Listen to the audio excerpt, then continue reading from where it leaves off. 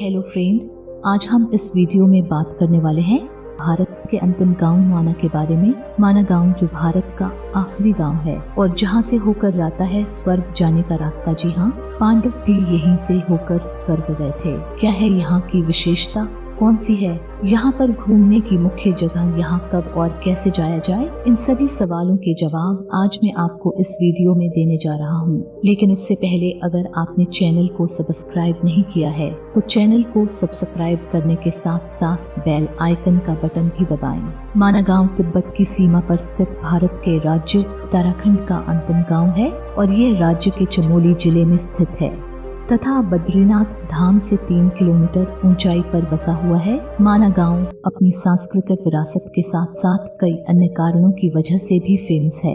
इस गांव के बारे में पहले बहुत ही कम लोग जानते थे, लेकिन पक्की सड़क बनने के बाद हर कोई इसके बारे में जानता है। तो आइए जानते हैं माना गांव के बारे में। इस गांव की आबादी बहुत ही कम है तथा यहाँ पर केवल 60 से 70 घर ही आपको देखने को मिलेंगे। यहाँ पर बने घर लकड़ी के होते हैं। माना गांव से लगे कई ऐतिहासिक दार्शनिक स्थल भी है। वैसे इस गांव का नाता महाभारत काल से जुड़ा हुआ है और कहते हैं कि पांडव इसी गांव के रास्ते होते हुए स्वर्ग को गए थे। और इस गांव का जो पौराणिक नाम है वह मणिभद्र। यह स्थान सरस्वती नदी के किनारे बसा हुआ एक खूबसूरत गांव है और अगर पर्यटन की बात की जाए तो यह स्थान पर्यटकों के लिए भी बहुत ही बेहतरीन स्थान है। गाँव से कुछ ऊपर चढ़ाई पर चढ़े तो पहले नजर आती है गणेश गुफा और उसके बाद व्यास गुफा। यहाँ पर सरस्वती नदी पर एक भीम पुल बना हुआ है और ये वह सरस्वती नदी है जो केवल यहीं तक दिखाई देती है। इसके आगे ये अदृश्य रूप में बहती है। कहा जाता है यहाँ पर स्थित प्रयास गुफा में ही ऋषि वेदव्यास जी ने वेद पुराण और महाभारत की रचना की थी तथा यहीं पास में एक गणेश गुफा भी है जिसमें बैठकर गणेश भगवान ने यह सारे वेद पुराण और महाभारत लिखे थे। गणेश गुफा के बारे में कहा जाता है कि जब गणेशी वेद लिख रहे थे तो सरस्वती नदी अपने पूरे वेग से बह रही थी और बहुत शोर कर रही थी। गणेश जी ने सरस्वती जी से कहा कि शोर कम करे, मेरे कार्य में व्यंग्य पड़ रहा है, लेकिन सरस्वती जी ने उनकी बात को अनसुना कर दिया। इस बात से नाराज होकर गणेश जी ने इन्हें शराफ दे दिया कि आज के बाद इससे आगे तुम किसी को भी नहीं दिखोगे। तभी से सरस्वती यहाँ से आगे अदृश्य रूप में बहती है। कहते हैं आज भी भीम पुल के पास ये नदी बहुत शोर करती है। भीम पुल के बारे में भी एक कहावत है। जैसे कहा जाता है जब पांडव स्वर्ग जा रहे थे तब उन्होंने सरस्वती नदी से आगे जाने का रास्ता मांगा, लेकिन सरस्वती ने उनकी बात नहीं मानी और मार्ग नहीं दिया। तो भीम ने 2 बड़े पत्थरों को उठाकर उसके बीच में रख दिया और इस तरह से इस पुल का निर्माण हुआ है।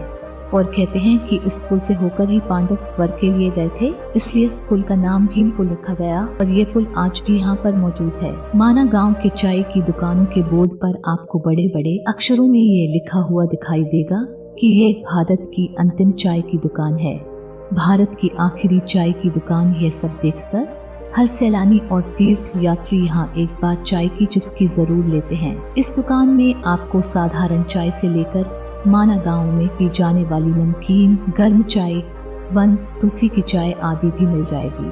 आप जानते हैं यहाँ पर घूमने के लिए मुख्य जगह कौन कौन सी है? नंबर 1 वसुधा वाटरफॉल। भीम पुल से 5 किलोमीटर की दूरी पर वसुधा वाटरफॉल है। इस वाटरफॉल में पानी 400 फीट की ऊंचाई से गिरता हुआ एकदम मोतियों की बौछार की तरह लगता है।